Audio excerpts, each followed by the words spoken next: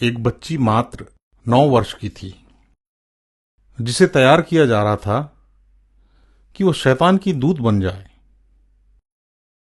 जैसा कि आपको पता है, दूत संदेशवाहक होते हैं।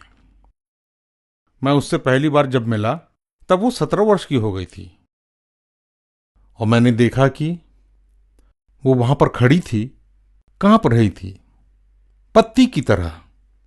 वह सहमी हुई थी।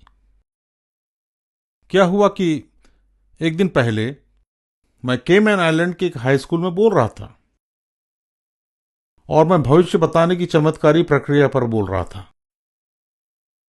और मैं ये समझा रहा था कि इसमें एक निश्चित प्रक्रिया होती है कि लोग सबसे पहले प्लेन चिट से शुरू करते हैं। इनमें से कुछ लोगों में दूसरों की अपेक्षा ज्यादा शक्ति होती है और प्लेन चिट उनसे एक पेंसिल लेने को कहता है और लिखने को कहता है। सामान्यतः शुरुआत में इसकी गति धीमी होती है और फिर तेज होती जाती है, बहुत तेज। इसे ऑटोमेटिक राइटिंग कहा जाता है। तब लिखाई बंद हो जाती है और उस व्यक्ति को जो खेल रहा है आवाजें सुनाई देने लगती हैं, आत्माओं की।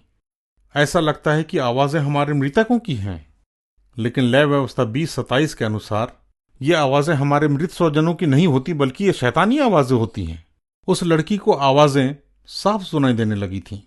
ये ठीक वैसा ही हो रहा था जब शैतान के वर्चस्व में उनका नियंत्रण चला जाता है। और मैंने उस दिन यही बात लोगों को समझाई थी। और तब मेरी कक्षाओं के अगले दिन मुझे प्रिंसिपल का फोन आया। उन्होंने कहा, मेरे पास एक लड़की है जिसे आवाजें सुनाई देती हैं। और यही वो कारण था कि मुझसे मिलने चला गया। पहले तो मैंने सोचा कि हो सकता है वो मानसिक रोग से पीड़ित हो, जो एक प्रकार का स्नायु रोग होता है, क्योंकि वो कल्पना और हकीकत के अंतर को नहीं बता सकते हैं। लेकिन इस लड़की में निश्चित रूप से वह नहीं था। मनोरोग जैसी किसी बीमारी से पीड़ित नहीं थी। और उसने मुझे बताया कि जब वह 9 साल की थी तब इसकी शुरुआत हुई। उसका पूरा परिवार तंत्र मंत्र में लिप्त था।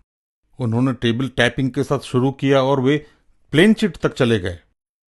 और उन्हें जल्द ही पता चल गया कि ये लड़की खुद ही भविष्यवक्ता है।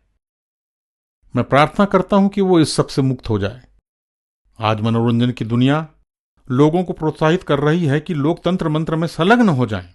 क्या आप तंत्र मंत्र में लिप्त हैं? यदि आप ऐसा कर रहे हैं तो आपको पता है आप अपने जीवन में शैतान को आमंत्रित कर रहे हैं। शायद आपको पता नहीं था, लेकिन अब आप यह जानते हैं। तो इसे छोड़ दीजिए, ये खतरनाक है।